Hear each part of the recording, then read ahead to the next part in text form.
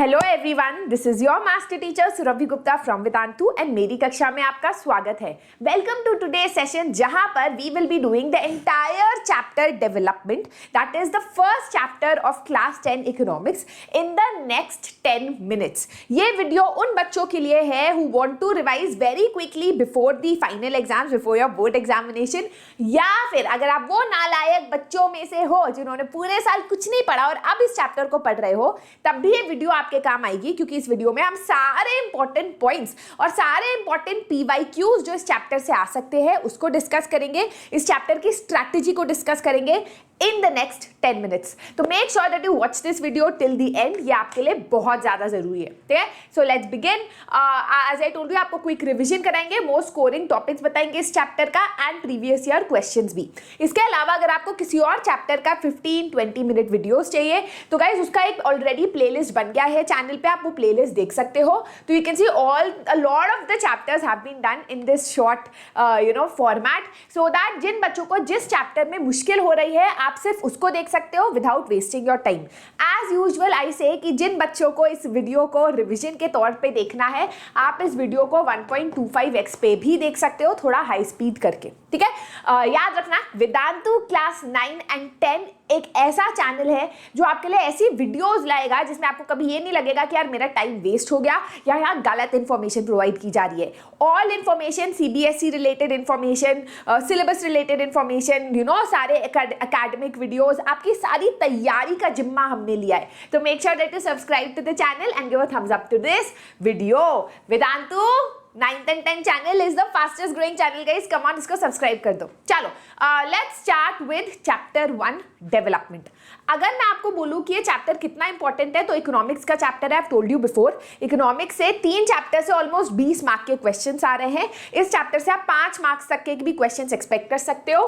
MCQ तो आता ही आता है, you definitely get MCQ, but questions की बात करो तो 3 इंपॉर्टेंट यहाँ से टॉपिक्स है: developmental goals, public facility, sustainable development, ठीक है? उसके अलावा एमसीक्यूज तो आते ही आते हैं इस चैप्टर से। चलो लेट अस स्टार्ट। जब हम बोलते हैं डेवलपमेंट मतलब विकास, तो हम क्या बात कर रहे हैं? We are talking about bettering our life. जब हम अपनी जिंदगी को सुधार रहे हैं तो उसको हम विकास बोलते हैं। अब अलग अलग लोगों के अलग अलग डेवलपमेंटल गोल्स होते हैं, क्योंकि लोगों की अलग अलग जिंदगी की सिचुएशंस होती है, राइट? फॉर एग्जाम्पल, एक लैंडलेस रूरल लेबरर जिसके पास खुद की जमीन नहीं है, जो बड़े बड़े फार्मर्स के यहाँ काम करता है, उसका डेवलपमेंटल गोल होगा कि उसको मोर डेज ऑफ वर्क मिले, बेटर वेजेस मिले, उसके बच्चे अच्छे स्कूल में जा पाए, उसको रिस्पेक्ट मिले, डिग्निटी मिले, है ना? प्रॉस्पेरस फार्मर्स फ्रॉम पंजाब के लिए क्या डेवलपमेंटल गोल होगा? उनके लिए डेवलपमेंटल गोल होगा कि भाई लैंड उनके पास पहले से है, गवर्नमेंट उनको सब्सिडी प्रोवाइड कर दे फर्टिलाइजर पेस्टिसाइड्स पे, उनके बच्चे जो है फॉरेन कंट्री चले जाए पढ़ाई लिखाई करने, उनको अच्छी इरिगेशन फैसिलिटीज मिल जाए, अच्छे प्राइसेस मिल जाए अपने क्रॉप्स के, right? Farmers who depend only on rain for growing crops, अब वो डिपेंड कर रहे हैं रेन, तो उनको irrigation facility, better irrigation facility उनका मेन डेवलपमेंटल गोल होगा। अर्बन अनएम्प्लॉयड यूथ, उसको जॉब चाहिए होगी, एक अच्छी job according to their qualification, social security, regular job. A girl from a rich urban family, अब वो पहले से अमीर है तो पैसे नहीं चाहिए होंगे, पर मे बी उसको बेटर इक्वल अपॉर्चुनिटी चाहिए होगी, as much freedom as her brother. तो सबके अलग अलग डेवलपमेंटल गोल्स हैं। इन सब डेवलपमेंटल गोल्स को थोड़ा पढ़ के जाना, क्योंकि क्वेश्चन आता है कभी कभी कि कैसे डेवलपमेंटल गोल जो है अलग अलग है for landless rural labourer, prosperous farmer and poor farmer who depends upon rain. तो इस तरीके का क्वेश्चन आता है जो जनरली फाइन नो, ठीक है? अब जो डेवलपमेंटल गोल्स होते हैं वो अलग अलग भी होते हैं और कॉन्फ्लिक्टिंग भी होते हैं। मतलब जो मेरे लिए डेवलपमेंट है, हो सकता है वो आपकी जिंदगी का विनाश कर रहा हो। What is development for me might be destruction for you. For example, dam building. जब हम डैम्स बनाते हैं, जवाहरलाल नेहरू जी ने तो इन्हें टेम्पल्स ऑफ मॉडर्न इंडिया तक बोला था। ये डैम्स हमारे लिए बहुत अच्छा है क्योंकि हमें इलेक्ट्रिसिटी देता है, इंडस्ट्रियलिस्ट के लिए बहुत अच्छा है क्योंकि वो इलेक्ट्रिसिटी देता है, हाइड्रो इलेक्ट्रिसिटी देता है, फार्मर्स के लिए अच्छा है, इरिगेशन फैसिलिटीज देता है। पर इन्हीं डैम्स की वजह से आसपास का जो एरिया होता है वो फ्लड हो जाता है, सबमर्ज हो जाता है, और उस आसपास के एरिया में रहते हैं ट्राइबल्स। तो इन ट्राइबल्स को अपना लाइवलीहुड, अपना हैबिटेट, अपना जंगल, अपना घर खोना पड़ता है जिससे आप अपना डेवलपमेंटल गोल अचीव कर पाओ। तो यहाँ पर जो इंडस्ट्रियलिस्ट का डेवलपमेंटल गोल है, it is conflicting and destructive to the tribals, ठीक है? तो ऐसा भी होता है, डेवलपमेंटल गोल्स कॉन्फ्लिक्टिंग भी होते हैं। अब होता है कि भाई डेवलपमेंट में हमें क्या चाहिए। यूजुअली सबका एक ही डेवलपमेंटल गोल होता है, इनकम, कि हमें ज्यादा से ज्यादा पैसे मिले। इसको हम बोलते हैं materialistic goal, where we are focusing on property upon money. हमें लगता है ज्यादा पैसा मतलब ज्यादा डेवलपमेंट। लेकिन मटीरियलिस्टिक गोल्स काफी नहीं होते, है ना, they are not enough. We are trying to find a mix of different goals. For example, अगर हम एक ऐसी जॉब में जा रहे हैं जहां हमें बहुत पैसा मिल रहा है, लेकिन जो जॉब है वो अमेरिका में है, जहां मेरा परिवार है, जहां कोई सिक्योरिटी नहीं है, तो मैं नहीं जाना चाहूंगी। तो money is not the only thing that I am searching for जब मैं डेवलपमेंट की बात कर रही हूं। उसके अलावा dignity, self respect, equal opportunity, अच्छे जो है treatment, right, education, all of these goals are also important when I talk about development. इनको नॉन मटीरियलिस्टिक गोल्स कहते हैं। इसको हम पैसों से नहीं खरीद सकते, बट ये भी एक इंपॉर्टेंट रोल प्ले करता है जब हम अपने विकास की बात करते हैं। अब तक हम बात कर रहे थे इंडिविजुअल डेवलपमेंट की, अब हम बात करते हैं नेशनल डेवलपमेंट की। मतलब पूरे नेशन का डेवलपमेंट तब होता है जब यहाँ के सारे लोगों की जिंदगी और सोशल और लिविंग कंडीशन जो है बेटर होती है। अब कंट्री को कैसे डेवलप करें, उसके भी काफी लोगों के अलग अलग डेवलपमेंटल गोल्स होते हैं, कभी कभी कॉन्फ्लिक्टिंग डेवलपमेंटल गोल्स भी होते हैं, है ना। कुछ लोग कहेंगे कि यार देश का डेवलपमेंट होगा अगर हम लोग इंफ्रास्ट्रक्चर बनाएंगे। कुछ लोग कहेंगे नहीं, हमें जंगल बनाने चाहिए क्योंकि जंगल एग्रीकल्चर पे फोकस करना चाहिए। तो उसमें भी अलग अलग पर्सपेक्टिव्स होते हैं, बट हम फिर भी डेवलपमेंट के बेसिस पे कंट्रीज को कंपेयर करते हैं। फॉर एग्जांपल, कुछ कंट्रीज होते हैं डेवलप्ड, कुछ कंट्रीज होते हैं लेस डेवलप्ड। वो कैसे करते हैं? तो for comparing countries, income is considered to be the most important attribute. सबसे ज्यादा इंपॉर्टेंट एट्रीब्यूट होता है जब हम कंट्री को कंपेयर करते हैं, तो वो है इनकम। इनका मतलब सारे देश में जो लोग, सब लोग जो कमा रहे हैं उसको ऐड करके आपको बनता है नेशनल इनकम। बट देखो, national income is not a sufficient parameter to compare countries, क्योंकि नेशनल इनकम, इंडिया में पॉपुलेशन ज्यादा है तो हमारी नेशनल इनकम ज्यादा होगी जापान से, जहां पॉपुलेशन कम है, बट जापान हमसे ज्यादा डेवलप्ड है। तो national income is not the best way to compare countries. इसीलिए हम लोग लेते हैं एवरेज इनकम या पर कैपिटा इनकम। एवरेज इनकम होता है total income of all the residents of the country divided by the total population.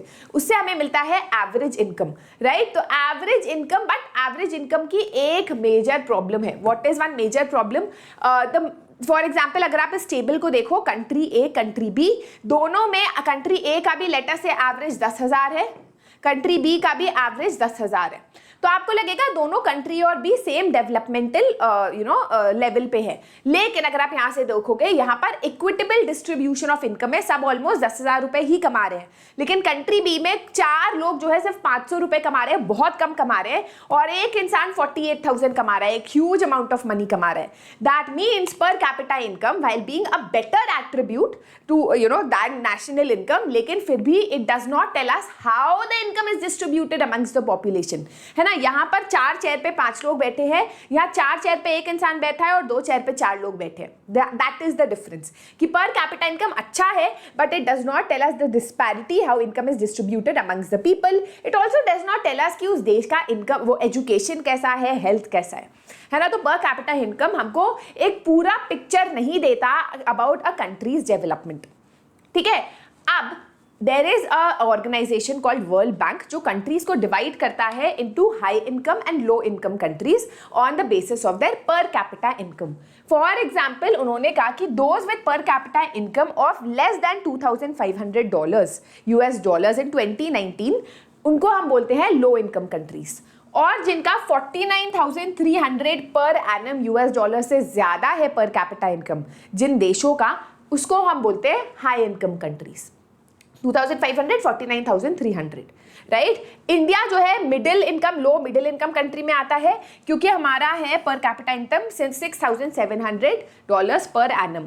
तो कभी कभी क्वेश्चन आता है, what is the main criteria used by world bank in classifying different countries? तो पर capita income रटने की जरूरत नहीं, आज सच डायरेक्ट क्वेश्चन इस पे नहीं आएगा, है ना, बट याद कर सकते हो तो कर लो। Now per capita income, as I told you, is not a useful measure to determine the development of a region also, है ना। एक एग्जाम्पल लेते हैं, यहाँ पर आपको टेबल दी गई है, हरियाणा, केरला और बिहार का पर कैपिटा इनकम दिया गया है। तो इसको देख के लगता है कि हरियाणा का सबसे ज्यादा पर कैपिटा इनकम है, तो इसीलिए हरियाणा सबसे ज्यादा डेवलप्ड है ना। पर capita income is the criteria. लेकिन वहीं जब हम ये वाली टेबल देखते हैं, जहां पर आपको 3 अलग अलग क्राइटेरिया पे कंपैरिजन किया हुआ है, क्या है criteria? Infant mortality rate, mortality मतलब मृत्यु संख्या, कितने बच्चे 1 साल की उम्र से पहले मर रहे हैं, है ना, आउट ऑफ 1000 बच्चे जो जिंदा है, that is your infant mortality rate. 1000 बच्चे जो पैदा हो रहे हैं उसमें कितने बच्चे 1 साल की उम्र से कम पहले मर रहे हैं, वो इन्फेंट मोर्टालिटी रेट है। तो आप देख सकते हो बिहार में सबसे ज्यादा बच्चे मर रहे हैं, फिर हरियाणा में, फिर केरला में। तो केरला का सिचुएशन मच बेटर है ना। तो यहाँ पर केरला का पर कैपिटा इनकम सबसे कम था, लेकिन मतलब सबसे कम नहीं, सेकंड था, लेकिन it is most developed when it comes to health. वैसे ही लिटरेसी रेट की अगर हम बात करें, कितने बच्चे जो है 7 साल के ऊपर, 7 एंड अबव एज ग्रुप, इसको याद रखना, एमसीक्यू में आता है, 7 साल के ऊपर के बच्चे पढ़ लिख पा रहे हैं, उसमें भी 94% केरला है। तो केरला एजुकेशन में भी बहुत अच्छा है ना। नेट अटेंडेंस रेशियो मतलब 14 to 15 ईयर्स तक के एज के बच्चे जो है, age group of 14 to 15 years, कितने बच्चे स्कूल अटेंड कर रहे हैं, तो यहाँ पर भी 83% है केरला का। तो केरला का पर कैपिटा इनकम कम है, लेकिन फिर भी it has a better developmental standard than Haryana and Punjab, क्योंकि वहां की सरकार ने बेसिक सर्विसेज जैसे हेल्थ और एजुकेशन पे फोकस किया है और पब्लिक डिस्ट्रीब्यूशन सिस्टम पे फोकस किया है, जिससे लोगों को खाना मिले, है ना। दैट इज वाई ये कभी कभी क्वेश्चन आता है, why does Kerala have a better human developmental index ranking in comparison to Punjab. तो आप ये रीजन दे सकते हो, education, health and public distribution system पे इन्वेस्ट किया है, ठीक है। Now money in your pockets may not buy all goods and services that you need to live well, is it true और नॉट, एल्यूसिडेट। ऐसा पीवाईक्यू अगर आए तो आप लिखोगे बिल्कुल सही बात, मनी हमारे लिए हर चीज नहीं खरीद सकता, क्योंकि एक पॉल्यूशन फ्री एनवायरनमेंट पैसा हमें नहीं दे सकता, इन्फेक्शियस डिजीजेस से हमें छुटकारा पैसे नहीं दिला सकता। जब कोविड आया था तो हम लोगों ने गवर्नमेंट की तरफ देखा था फॉर वैक्सीन, जब तक गवर्नमेंट ने वैक्सीन नहीं बनाई तब तक पैसा कुछ नहीं कर सकता था, राइट। तो money in itself is not an adequate indicator of material goods and services that citizens are able to use, right? For example, normally money cannot buy you an pollution free environment and unadulterated medicines. तो ये सब पैसों का limitation है। अब हम आते हैं पब्लिक फैसिलिटीज पे। What are public facilities? वो वाली फैसिलिटीज जो लोगों को जरूरत है to live a decent life और जो सरकार प्रोवाइड करती है। अब मेजर क्वेश्चन आता है, why should the government provide any facility, right. तो इसके 3 रीजन है। पहला, गवर्नमेंट इंश्योर्स की अवेलेबिलिटी सबके लिए हो एंड चीप वे में हो, है ना, कि भाई अगर खाना है ना, तो पुअरेस्ट से पुअर इंसान को भी खाना मिले, that is something that the government ensures through public service, है ना, अफोर्डेबल रेट पे। दूसरा, केपेबिलिटी, बहुत सारी चीजें होती है जो सिर्फ गवर्नमेंट ही प्रोवाइड कर सकती है, जैसे आप pollution free environment, Covid vaccine, right. तो केपेबिलिटी भी कभी कभी गवर्नमेंट पे होती है। तीसरा है चीपर कलेक्टिवली। अब अगर आप इकलौते बच्चे हो जो अपने विलेज में पढ़ाई करना चाहते हो, तो अपने लिए खुद के लिए स्कूल थोड़ी ना बनाओगे, गवर्नमेंट स्कूल बनाएगा तो हम सब जाएंगे, तो it is cheaper collectively, right. There are many services like education, health, transportation which become cheaper and affordable collectively. इन तीनों रीजंस की वजह से पब्लिक फैसिलिटीज गवर्नमेंट प्रोवाइड करती है। आपके बुक में एक और टेबल दी गई है एज अ क्वेश्चन, पर मैं आपको यहाँ करा रही हूँ क्योंकि इंपॉर्टेंट है। तो आप देख सकते हो कि यहाँ पर दे रखा है educational achievement of rural population of UP, जहाँ वुमेन का लिटरेसी रेट काफी कम है एज कंपेयर टू मेन। ऐसा क्यों है? इसीलिए है, जनरल क्वेश्चन आ जाता है, क्योंकि वुमेन को इतना ज़्यादा इक्वल एजुकेशनल अपॉर्चुनिटीज़ नहीं मिलती। हम एक पेट्रियार्कल सोसाइटी में रहते हैं, बॉयज़ को प्रेफरेंस मिलता है when it comes to education, लड़कियों की जल्दी शादी करा दी जाती है, ट्रांसपोर्टेशन फैसिलिटीज़ अच्छी नहीं है, इनकम नहीं है लोगों पे, इंफ्रास्ट्रक्चर नहीं है इतना हमारा। तो इसके लिए गवर्नमेंट ने अलग अलग स्कीम्स भी कर दी है, जैसे बेटी बचाओ बेटी पढ़ाओ आंदोलन, सर्व शिक्षा अभियान, इस तरीके के स्कीम्स, ठीक है। Now there is another indicator by which we can measure development and that is the body mass index. आपके पास पैसा है नहीं है, ये एक लेवल है।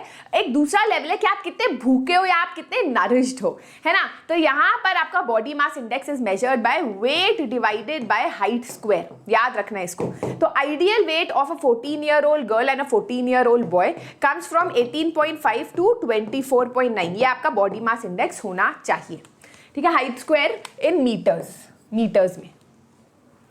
ऑलराइट, अब we come to the next part of the chapter, that is human development report. As I told you, per capita income जो है हमें सब कुछ नहीं बताता किसी भी देश के डेवलपमेंट के बारे में. हेल्थ और एजुकेशन इंडिकेटर्स को भी लेना जरूरी है और इसको लेता है ह्यूमन डेवलपमेंट रिपोर्ट जो निकालती है United Nations Development Programme. It is one of the better indicators क्योंकि it takes 3 factors to compare countries, health, education और पर कैपिटा इनकम. इसके हिसाब से आपकी बुक में लिखा है 130th रैंक है इंडिया की, बट लेटेस्ट रैंक अगर देखते हो तो हम और नीचे आ गए हैं after Covid and that is 132nd. तो हमें फोकस करना चाहिए हेल्थ और एजुकेशन पे ज्यादा. ठीक है. Final part of the chapter, sustainability of development. Sustainability of development is development when you are using judicious resources judiciously for the present and preserving resources for the future also. है ना. जब development that meets the needs of the present without compromising the ability of the future generation. ठीक है. तो ये होता है sustainable development. क्यों चाहिए हमें सस्टेनेबल डेवलपमेंट? हमें इसलिए चाहिए क्योंकि पहला, हमारे पास लिमिटेड रिसोर्सेज है. अगर हम उसको इसी रेट पे यूज करते रहे तो ये एग्जॉस्ट हो जाएंगे. दूसरा, we are already over exploiting our existing resources. यहाँ में याद रखने की बात है कि एनवायरमेंटल डिग्रेडेशन का कॉन्सिक्वेंस जो है लिमिटेड नहीं है टू वन स्टेट या one nation. It is global in nature. हमारा फ्यूचर जो है आपस में लिंक्ड है, इसीलिए बहुत जरूरी है दैट हम लोग जो है we all of us together focus on sustainable development. We have not inherited the world from our forefathers, we have borrowed it from our children. हमें दुनिया विरासत में नहीं मिली है, हमने अपने बच्चों से इसको उधार पे लिए. ठीक है. चलो लेट्स टेक एन एग्जाम्पल. अगर आपको मैं किस टाइप का क्वेश्चन आएगा मैं बताऊंगी. तो एग्जाम्पल आपको लिखना है ground water in India. Ground water in India बहुत ज्यादा ओवर यूज रिसोर्सेज है, specially in agriculturally prosperous states जैसे यूपी, बिहार, पंजाब, जिसके वजह से अब जो ग्राउंड वाटर है ये रिन्यू भी नहीं हो रहा है, रिचार्ज भी नहीं हो रहा है and very little ground water will be left for the future generation. दूसरा है एग्जॉशन ऑफ नेचुरल रिसोर्सेज. तो अगर आप इस टेबल को देखो आप देख सकते हो that we have crude oil resources that will last us only for the next 50 years. This will be a huge problem for the world, specially for countries जो इंपोर्ट करती है ऑयल को, क्योंकि अगर ऑयल कम होगा ऑयल प्राइसेस बढ़ेंगे. This will affect our entire economy. और अदर कंट्रीज जैसे यूएस है, वो क्योंकि उनके पास खुद के पास लो रिजर्व्स है, वो मिलिट्री माइट और पॉलिटिकल माइट के हेल्प से बाकी ऑयल प्रोड्यूसिंग कंट्रीज को कंट्रोल करना चाहती है. तो that is also huge problem क्योंकि crude oil is essential for our development. Right. तो क्वेश्चन आता है the issue of sustainability is important for development या we have not inherited the world from our forefathers, explain with example. तो आप ये दोनों example दे सकते हो ग्राउंड वाटर और क्रूड ऑयल का. ठीक है. So that is it guys, that is the entire chapter जो थोड़ा लंबा हो गया बट कोई बात नहीं. Let's quickly look at homework questions. ये आपका होमवर्क क्वेश्चन है, 3 homework questions. Pause the video, इसका आंसर मुझे कमेंट सेक्शन में देना. ठीक है. Question 1, question 2, all of them are PYQs. Make sure that you do it. So these are your 2 homework questions. I hope आपको आज का सेशन अच्छा लगा. As usual, you will be getting the PDF of all the sessions in the link in the description box below. If you click on the link, हर एक दिन का handwritten notes और PPTs आपको मिल जाएंगे. Make sure that you download it. This is your master teacher Survi signing out. Bye bye.